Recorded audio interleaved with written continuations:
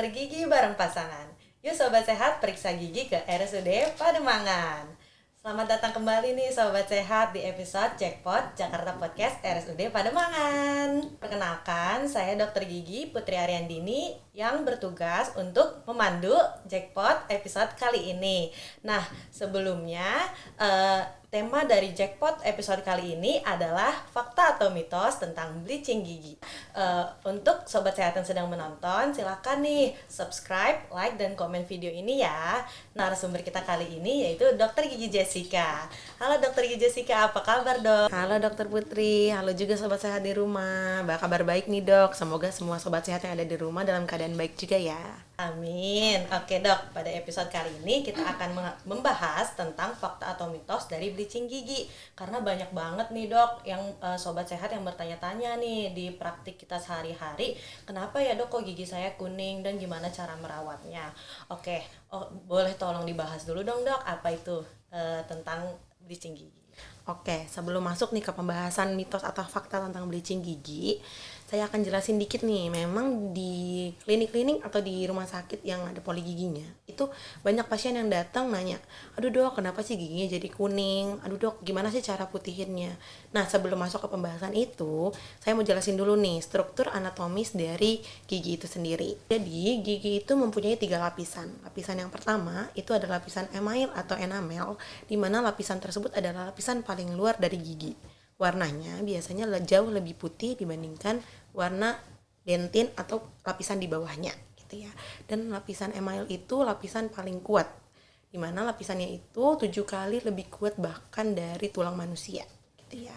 Nah, di bawah email itu ada lapisan dentin.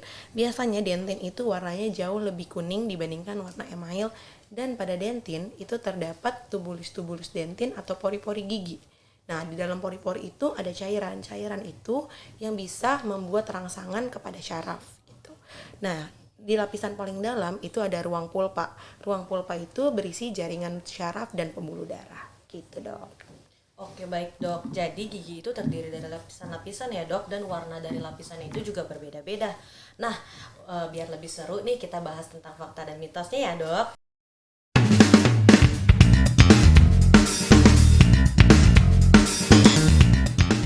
Oke, untuk pertanyaan pertama nih dok, fakta atau mitos kalau gigi yang kuning itu artinya tidak sehat? 1, 2, 3. Mitos.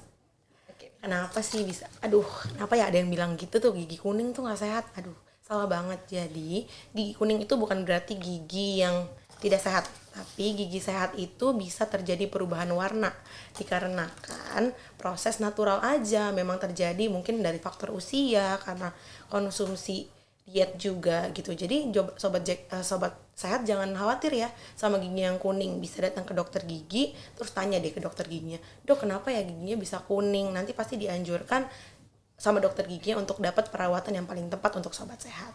Nah, jadi apa sih dok sebenarnya penyebab dari gigi kuning ini? Aduh, penyebabnya itu ada beberapa ya. Yang pertama itu ada karena noda. Noda itu bisa karena makanan atau minuman seperti kopi, teh, minuman bersoda dan berwarna, dan juga bisa karena merokok. Jadi konsumsi diet yang seperti itu bisa menyebabkan gigi menjadi lebih kusam. Nah, yang kedua itu ada karena plak gigi dan karang gigi. Jadi plak gigi dan karang gigi yang menumpuk itu bisa menyebabkan gigi juga jauh terlihat lebih kuning. Nah, yang terakhir ada penipisan pada email gigi atau enamel gigi tadi. Nah, tadi kan sudah dijelaskan nih kalau lapisan-lapisannya itu ada 3. Nah, lapisan email ini kan warnanya paling putih tadi. Di bawahnya ada dentin. Saat sobat sehat punya penyakit gusi atau infeksi pada gusi, giginya berlubang, dan ada faktor usia juga, dan bisa juga karena konsumsi seperti konsumsi makanan atau minuman yang bersifat asam yang bisa menyebabkan erosi gigi, itu bisa menyebabkan pengikisan pada email dan hingga dentinnya terbuka. Jadi dentinnya terekspos dan warnanya jauh terlihat lebih kuning gitu. Oke, jadi banyak faktor penyebabnya ya dok, dan kebanyakan juga dari pola diet kita sendiri. Nah, jadi kita harus pemeriksaan ke dokter gigi dulu nih untuk tahu penyebab dari gigi kuning kita, dan karena perawatannya juga akan berbeda.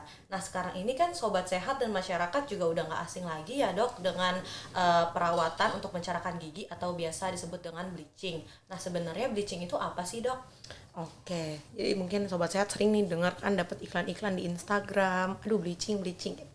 Bleaching gigi itu apa sih? Jadi bleaching gigi itu adalah dalam kedokteran gigi. Jadi dokter giginya menaruh zat atau memasukkan zat warna ke dalam, mana zat tersebut akan masuk lewat tubulus-tubulus atau pori-pori yang ada di dentin tadi. Jadinya membuat warna gigi jauh terlihat lebih cerah ya, bukan putih tapi cerah.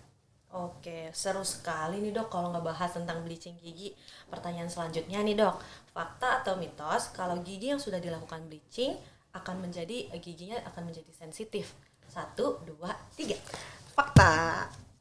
Nah, kenapa fakta sih? Jadi kan dilakukan bleaching nih. Bleaching itu kan tadi dibilang adalah menaruh zat tidak di permukaan giginya. Nah, di mana setiap individu itu memiliki rasa ambang nyeri itu berbeda-beda. Jadinya pasti di satu individu dan individu lain akan merasakan rasa ngilu yang berbeda. Tetapi yang bisa saya pastikan punya saat dilakukan bleaching pasti punya rasa tidak nyaman karena itu tadi diolesi zat di giginya selama 15 sampai 20 menit. Berarti kan pasti akan aduh kok di bleaching lama ya, emang lama karena untuk mencerahkan gigi itu tadi. Oke baik dok, jadi rasa ngilu itu memang dapat terjadi ya dok. Tapi itu rasa ngilunya karena bleaching mengikis lapisan enamel dari gigi atau gimana sih dok? Aduh enggak dong, enggak, bukan mengikis ya. Jadi bleaching itu kan tadi dijelasin nih, di tubuh lidentin itu ada pori-pori. Nah, zat warnanya itu masuk lewat pori-pori itu. Jadi yang menyebabkan giginya terlihat lebih cerah. Oke baik dok. Jadi sobat sehat perlu diingat ya bahwa bleaching gigi ini bukan mengikis lapisan dari enamel gigi, melainkan itu adalah masuknya zat-zat aktif untuk mencerahkan gigi itu tersebut. Oke, lalu pertanyaan selanjutnya nih dok. Fakta atau mitos apabila sudah dilakukan bleaching gigi, warna gigi tersebut dapat bertahan selamanya? Satu, dua, tiga. Mitos. Jadi bleaching gigi itu bersifat reversible nih dok. Jadi dia tidak permanen, bisa balik lagi. Kenapa bisa balik lagi? Biasanya itu karena pola diet atau pola hidup dari individu masing-masing nih. Seperti habis bleaching, minum kopi, minum teh, minum yang soda-soda berwarna gitu atau makanan yang berwarna. Nah, itu bisa menyebabkan gigi kembali kuning atau terlihat lebih kusam. Nah, tapi untuk mempertahankan bleaching itu bisa banget loh. Jadi, datang nih ke dokter gigi, pasti dokter giginya bilang nih, gimana sih cara untuk mempertahankannya dengan cara in home bleaching.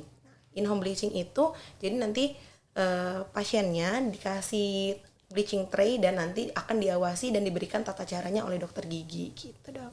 Oke dok, berarti bisa diawasi oleh dokter gigi gitu ya dok. Nah, pertanyaan selanjutnya nih dok, mitos atau fakta bleaching itu bisa dilakukan tanpa pengawasan dokter gigi? Satu, dua, tiga. Mitos. Harus banget, bleaching itu harus banget diawasin sama dokter gigi. Kenapa sih? Soalnya kan tadi nih, bleaching itu merupakan zat kimia. Zat kimianya itu bersifat asam dan abrasif pada gigi dan bisa menyebabkan kerusakan yang permanen pada gigi. Jadi kalau tidak diawasi oleh dokter gigi, nanti takutnya giginya mengalami kerusakan yang lebih parah. Nah, di mana sobat sehat mungkin pernah lihat nih di toko-toko online, di e-commerce, di toko-toko biasa juga banyak jual bahan bleaching. Nah, secara legal, zat bleaching itu yang dijual di pasaran itu hanya mengandung 0,1% hidrogen peroksida. Nah, sedangkan dokter gigi itu kalau di poli gigi nih lakukan bleaching itu tuh pakai konsentrasi di mana hidrogen peroksidnya itu 6% atau 16% karbamid peroksida. Jadi punya 60% lebih efektif untuk mencerahkan gigi gitu.